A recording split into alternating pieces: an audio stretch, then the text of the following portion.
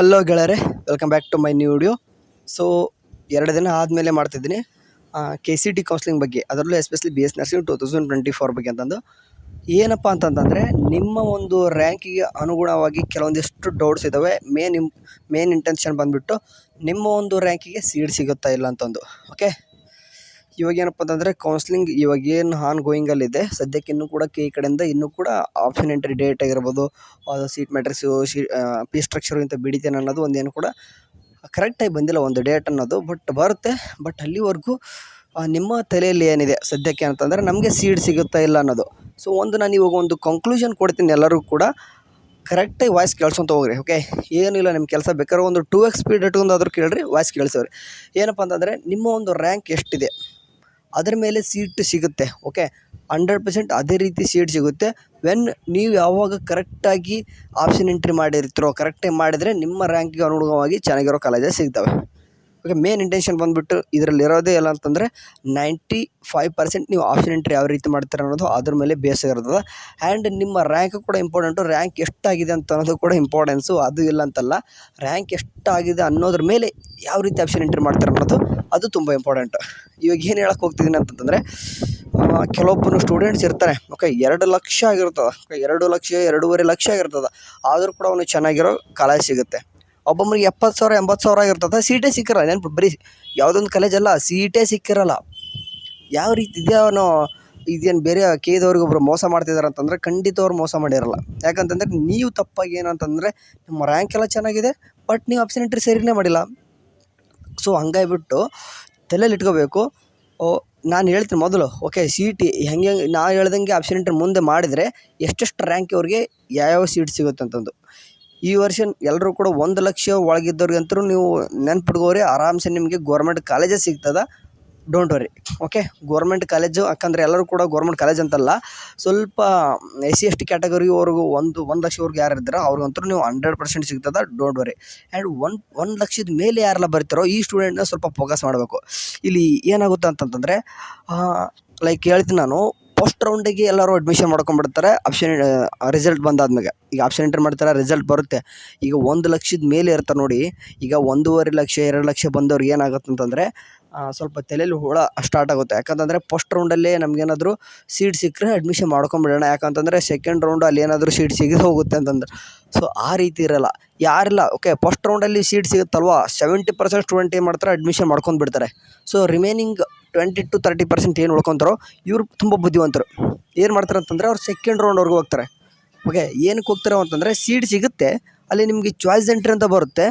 ಅವ್ರು ಅಂದ್ಕೊಂಡಿರೋ ಕಾಲೇಜ್ ಸಿಗದೆ ಹೋಗಿತ್ತಂತಂದರೆ choice 2 ಕೊಡ್ಕೊತಾರೆ. Choice 2 okay ಅಂತಂದರೆ ನಿಮ್ಗೆ ಚಾಯ್ಸ್ ಎಂಟ್ರಿ ಅಂತ ಬರುತ್ತೆ. ಆಪ್ಷನ್ ಎಂಟ್ರಿ ಆದಮೇಲೆ ನಿಮ್ಗೆ ಕಾಲೇಜ್ ಹೋಗ್ಬೇಕಾ ಬೇಡ ಅನ್ನೋಕ್ಕೆ ಅದೆಲ್ಲನೂ ಕೂಡ ಕಾಲೇಜ್ ಹೋಲ್ಡಲ್ಲಿ ಇಟ್ಕೊಂಡು ನೆಕ್ಸ್ಟ್ ರೌಂಡ್ಗೆ ಹೋಗ್ತೀನಿ ನಾನು, ಈ ಸಿಕ್ಕಿರೋ ಕಾಲೇಜ್ ಇರಲಿ. ಯಾಕಂತಂದರೆ ನಾನು ನೆಕ್ಸ್ಟ್ ಕಾಲೇಜ್ ಸಿಗದೆ ಹೋದ್ರೆ ಏನು ಮಾಡಬೇಕು, ಹೋಲ್ಡಲ್ಲಿ ಇಟ್ಕೊಂಡು ನೆಕ್ಸ್ಟ್ ರೌಂಡಿಗೆ ಪಾರ್ಟಿಸಿಪೇಟ್ ಮಾಡ್ತಾರೆ. ಚಾಯ್ಸ್ 2 ಕೊಡ್ಕೊಂಡು ನೆನ್ಪಿಡೋರಿ. ಚಾಯ್ಸ್ 2 ಕೊಡ್ಕೊಂಡು ನೀವು ನೆಕ್ಸ್ಟ್ ರೌಂಡಿಗೆ ಪಾರ್ಟಿಸಿಪೇಟ್ ಮಾಡಿದಾಗ ಏನಾಗುತ್ತೆ ಅಂತಂದರೆ ಅವ್ರು ಅಂದ್ಕೊಂಡಿರೋ ಕಾಲೇಜಸ್ ಸಿಗ್ತಾ ಇರುತ್ತೆ. ಈಗ ಲೈಕ್ ಯಾವುದಂತಂದರೆ, ಈಗ 1 ಲಕ್ಷ ಇದೆ ಯಾವುದೋ ರ್ಯಾಂಕು, ಯಾವುದೊಂದು ಕಾಲೇಜ್ ಅಲರ್ಟ್ ಆಯಿತು, ಬಟ್ ಅವನೇನು ಮಾಡ್ತಾನೆ, ಅಡ್ಮಿಷನ್ ಮಾಡ್ಕೊಂಡೇ ಬಿಡ್ತಾನೆ. ಫಸ್ಟ್ ರೌಂಡ್ ಅಲರ್ಟ್ ಆದ ತಕ್ಷಣ ಯಾವುದೋ ಒಂದು ಸಿಕ್ಬಿಡುತ್ತೆ, ಅವ್ನು ಅಂದ್ಕೊಂಡಿರೋ ಕಾಲೇಜ್ ಸಿಕ್ಕಿರಲ್ಲ, ಯಾವುದೋ ಒಂದು ಪ್ರೈವೇಟೇ ಸಿಕ್ಬಿಟ್ಟಿರ್ತಪ್ಪ. ಗೌರ್ಮೆಂಟ್ ಸೀಟು ಬಟ್ ಪ್ರೈವೇಟ್ ಕಾಲೇಜಲ್ಲಿ ಸಿಕ್ಕಿರುತ್ತೆ, ಹೋಗಿ ಅಡ್ಮಿಷನ್ ಮಾಡ್ಕೊಂಡ್ಬಿಡ್ತಾನೆ. ಸೊ ಬಟ್ ಅವನಿಗೆ ಗೌರ್ಮೆಂಟ್ ಕಾಲೇಜ್ ಸಿಗೋ ಎಲಿಜಿಬಲ್ ಇರುತ್ತೆ, ಅವನು ವೇಟ್ ಮಾಡಲ್ಲ. ಆ್ಯಕ್ಚುಲಿ ಏನು ಮಾಡ್ತಾರೆ ಅಂತಂದರೆ ಫಸ್ಟ್ ರೌಂಡು ಅಲಾಟ್ಮೆಂಟ್ ಆದ ತಕ್ಷಣ ಚಾಯ್ಸ್ 4 ಕೊಟ್ಟು ಹೋಗಿರ್ತಾರೆ. ಬೇಡಪ್ಪ ನಮ್ಮ ಕೇಸ್ ಅವಸರ ಬೇಡ, ನನಗೆ ಅಡ್ಮಿಷನ್ ಇದು ಬೇಡ, ಈ ಕೋರ್ಸೇ ಬೇಡ, ನಾನು ಯಾವುದೋ ನಾರ್ಮಲ್ BSc ಆದರೂ ಮಾಡ್ಕೊತೀನಿ, ಇಲ್ಲಾಂದ್ರೆ ಯಾವುದೊಂದು ಕೋರ್ಸ್ ಡೈರೆಕ್ಟ್ ಮ್ಯಾನೇಜ್ಮೆಂಟ್ ಸೀಟ್ ತೊಗೊಂಡು ಹೋಗ್ತೀನಿ ಅಂತಂದು ಹಂಗೂ ಹೋಗೋರು ಇರ್ತಾರೆ. ಫಸ್ಟ್ ರೌಂಡಲ್ಲಿ ಏನಾಗುತ್ತೆ, ಕೆಲವೊಂದಿಷ್ಟು ಸೀಟ್ ಉಳ್ಕೊತವೆ. ಸೊ ಅವು ಸೆಕೆಂಡ್ ರೌಂಡಲ್ಲಿ ರ್ಯಾಂಕ್ ದೂರ ಇರೋರಿಗೆ ಹೆಲ್ಪ್ ಆಗುತ್ತೆ. ಸೊ ಹಂಗಾಗಿಬಿಟ್ಟು ಏನು ಹೇಳ್ತೀನಿ ಅಂತಂದರೆ, ನೀವು ಅಂದ್ಕೊಂಡಿರೋ ಕಾಲೇಜ್ ಸಿಗದೆ ಹೋಗಿತ್ತಂತಂದರೆ ವೇಟ್ ಮಾಡಿರಿ, ಸೆಕೆಂಡ್ ರೌಂಡ್ವರೆಗೂ ವೇಟ್ ಮಾಡಿರಿ. ಸೆಕೆಂಡ್ ರೌಂಡ್ ಅಲ್ಲ, ಸೆಕೆಂಡ್ ಎಕ್ಸ್ಟೆಂಡೆಡ್ ರೌಂಡ್ವರೆಗೂ ವೇಟ್ ಮಾಡಿರಿ.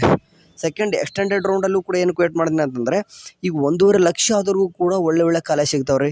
ಒಳ್ಳೆ ಕಾಲೇಜ್ ಹೇಳ್ತಾ ಇದ್ದೀನಿ ನಾನು. ಓಕೆ, 2 ಲಕ್ಷ 2.5 ಲಕ್ಷ ಇದ್ದವರು ಕೂಡ ಏನಾಗುತ್ತೆ ಅಂತಂದರೆ ಕಾಲೇಜ್ ಸಿಗದೆ ಹೋಗಿದ್ರು ಕೂಡ ನಿಮ್ಗೆ ಯಾವುದಾದ್ರೂ ಒಂದು ಕಾಲೇಜ್ ಸಿಕ್ಕಿರ್ತದೆ.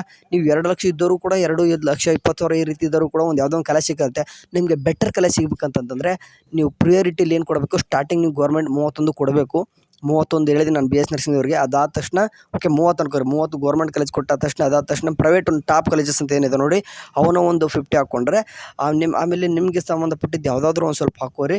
ಅದಾದ ತಕ್ಷಣ ನಿಮ್ಗೆ ಯಾವುದೋ ಒಂದು ಕೆಳಗಿದ್ದು ಏನು 120 130 ಏನಾದರೂ ಸಿಕ್ಕಾಗ 2 ಲಕ್ಷದವ್ರಿಗೆ ಹೇಳ್ತೀನಿ, 2 ಲಕ್ಷ ರ್ಯಾಂಕ್ ಈ ರೀತಿ ಇದ್ದವ್ರಿಗೆ ಹೇಳ್ತೀನಿ, ನೀವು ಏನಾದರೂ 120 130 ಏನಾದರೂ ಸೀಟ್ ಅಲಾಟ್ಮೆಂಟ್ ಆದಾಗ ಸೆಕೆಂಡ್ ಎಕ್ಸ್ಟೆಂಡೆಡ್ ರೌಂಡ್ವರೆಗೂ ಕೂಡ ಹೋಗ್ರಿ. ನಿಮ್ಗೆ 50 ಅಥವಾ 60 ಅಲ್ಲಿ ಯಾವುದಾದ್ರೂ ಒಂದು ಸಿಗೋ ಚಾನ್ಸಸ್ ಇರ್ತದೆ. ಸೊ ಟೋಟಲ್ ನಾನು ಏನು ಹೇಳ್ತದ ಬಗ್ಗೆ ಹೇಳ್ತಿದ್ದೀನಿ ಅಂತಂದರೆ, ಸ್ವಲ್ಪ ನೀವು ಪೇಷನ್ಸ್ ಅನ್ನೋದು ಭಾಳ ಕಲಿಬೇಕು ನೀವು ಇಲ್ಲಿ. ಯಾಕಂತಂದರೆ ಇವಾಗ ರ್ಯಾಂಕ್ ಅಂತೂ ನೀವು ಚೇಂಜ್ ಮಾಡೋಕ್ಕೆ ಬರೋಲ್ಲ. ಓಕೆ, ರ್ಯಾಂಕ್ ಅಂತೂ ನೀವು ಎಷ್ಟಿದ್ದೆ ಅಷ್ಟೇ ಇರ್ತದೆ, ಅದರ ನಂತರ ಚೇಂಜ್ ಮಾಡೋಕ್ಕೆ ಬರೋಲ್ಲ. ಬಟ್ ನೀವು ಕಾಲೇಜ್ನ ಚೆನ್ನಾಗಿರೋದು ಸಿಗ್ಬೇಕಂತಂದರೆ ಸೆಕೆಂಡ್ ಎಕ್ಸ್ಟೆಂಡೆಡ್ ರೌಂಡ್ವರೆಗೂ ಕೂಡ ವೇಟ್ ಮಾಡಿರಿ ಅಂತ ಹೇಳ್ತಿದ್ದೀನಿ. ಓಕೆ, ಸೀಟ್ ನಿಮ್ಗೆ ಎಷ್ಟಾದರೂ ರ್ಯಾಂಕ್ ಇರಲಿ, 2,20,000 30,000 ಎಷ್ಟಾದರೂ ಇರಲಿ, ನಿಮ್ಮ ಕಾಲೇಜ್ ಸಿಗ್ತದೆ. ಇನ್ನೊಂದು ಮ್ಯಾನೇಜ್ಮೆಂಟ್ ಸೀಟ್ ಅಂತಲೂ ಇರ್ತದೆ. ನಾಳೆ ಆಪ್ಷನ್ ಎಂಟ್ರಿ ಮಾಡುವಾಗ ಅಂದರೆ ಏನಪ್ಪ ಅಂತಂದರೆ, ಆಪ್ಷನ್ ಎಂಟ್ರಿ ಮಾಡುವಾಗ ಮ್ಯಾನೇಜ್ಮೆಂಟ್ ಜಿ ಪಿ ಅಂತ ಬರುತ್ತೆ. But in case G P ಮಾತ್ರ ಯಾರು ಆಪ್ಷನ್ ಎಂಟ್ರಿ ಮಾಡ್ಕೊಬಿಡ್ರಿ. ನಾನು ನಿಮ್ಗೆ ಆಪ್ಷನ್ ಎಂಟ್ರಿ ಬಂದ ಲೈವ್ ಡೆಮೋನೇ ಮಾಡಿ ತೋರಿಸ್ತೀನಿ ಬಿ ಎಸ್ ನರ್ಸಿಂಗ್ದವ್ರಿಗೆ. ಬಟ್ ಜಿ ಮಾತ್ರ ಹಾಕ್ಬೇಕಲ್ಲಿ. ನೀವು ಜಿ ಪಿ ಹಾಕಿ ಏನಾದರೂ ಅಲಾಟ್ಮೆಂಟ್ ಆತಂದರೆ ಮ್ಯಾನೇಜ್ಮೆಂಟ್ ಸೀಟ್ ತೊಗೊಂಡಾಗ ಕೆ ಕಡೆಯಿಂದ ಅಂತಂದರೆ 1 ಲಕ್ಷ ರೂಪಾಯಿ ನೀವು ಪ್ರೈವೇಟ್ ಹೋಗಿ ಡೈರೆಕ್ಟ್ ಅಡ್ಮಿಷನ್ ಮಾಡಿಸೋ ಬದಲು ಕೆ ಹತ್ರ ಹೋಗಿ 1 ಲಕ್ಷ ಕಟ್ಟಿದಂಗೆ ಆಗುತ್ತೆ. ಸೊ ಅದೆಲ್ಲ ಬೇಡ, ಗೌರ್ಮೆಂಟ್ ಸೀಟ್ ಪ್ರೈವೇಟ್ ಕಾಲೇಜಲ್ಲಿ ತೊಗೊರಿ. ಒಂದು 50,000 60,000 ಒಳಗೆ ಫೀಸ್ ಆಗುತ್ತದೆ. ಆರಾಮ್ಸಾಗಿ ನೀವು ಲೈಫ್ ಲೀಡ್ ಮಾಡ್ಬೋದು ಪ್ರೈವೇಟ್ ಒಳಗೂ ಕೂಡ. ಒಂದು ಗೌರ್ಮೆಂಟ್ ಕಾಲೇಜ್ ಸಿಗೋಕ್ಕೆ ಎಲ್ಲರೂ ಕೂಡ ಟ್ರೈ ಮಾಡಿರಿ ಫಸ್ಟು. ಅದಾಗಿದ್ಮೇಲೆ ನೆಕ್ಸ್ಟ್ ಕಾಲೇಜು ಅಪ್ಲೈ ಮಾಡೋದು, ಅಂದರೆ ಆಪ್ಷನ್ ಎಂಟ್ರಿನ ಪ್ರಿಯಾರಿಟಿ ಕರೆಕ್ಟಾಗಿ ಕೊಡಬೇಕು. ಸರಿ, ಯಾರು ಕೂಡ ತಲೆ ಕೆಡಿಸ್ಕೊಳ್ಕೊಬಿಡ್ರಿ. ನಿಮ್ದು ರ್ಯಾಂಕ್ ಬಗ್ಗೆ ನಂಗೆ ಸಿಗುತ್ತಾ ಅಂತ ಖಂಡಿತ ಎಲ್ಲರೂ ಕೂಡ ಸಿಗುತ್ತೆ. ನೀವು ಆಪ್ಷನ್ ಎಂಟ್ರಿ ಜಾಸ್ತಿ ಮಾಡೋಕೆ 2 ಲಕ್ಷ ಮೇಲೆ ಓದಂಗೆಲ್ಲ ಏನು ಮಾಡೋಕ್ಕಂತಂದ್ರೆ ನೀವು 300 ಈ ರೀತಿ ಕಾಲೇಜಸ್ ಎಲ್ಲ ಜಾಸ್ತಿ ಆ್ಯಡ್ ಮಾಡ್ಕೊತ ಹೋಗ್ಬಿಟ್ರೆ ನಿಮ್ಗೆ ಕೂಡ ಒಳ್ಳೆ ಕಾಲೇಜ್ ಸಿಗ್ತದೆ. ಏನಾದರೂ ಅಪ್ಡೇಟ್ ಬಂದರೆ ಬಿ ಎಸ್ ನರ್ಸಿಂಗ್ ಏನಾದರೂ ನಿಮ್ಗೆ ಇಂಪಾರ್ಟೆನ್ಸ್ ಬಂತಂದರೆ ನಾನು ಖಂಡಿತ ಗ್ರೂಪಲ್ಲಿ ಅಥವಾ ವಾಟ್ಸಪ್ ಗ್ರೂಪಲ್ಲಿ ಅಂತ ಶೇರ್ ಮಾಡ್ತೀನಿ. ಟೆಲಿಗ್ರಾಮ್ ಗ್ರೂಪಲ್ಲಿ ಕೂಡ ಶೇರ್ ಮಾಡಿರ್ತೀನಿ. ಅಲ್ಲಿವರೆಗೂ ಚಾನಲ್ ನೋಡ್ತಾರೆ. ಓಕೆ, ಟೇಕ್ ಕೇರ್, ಬಾಯ್.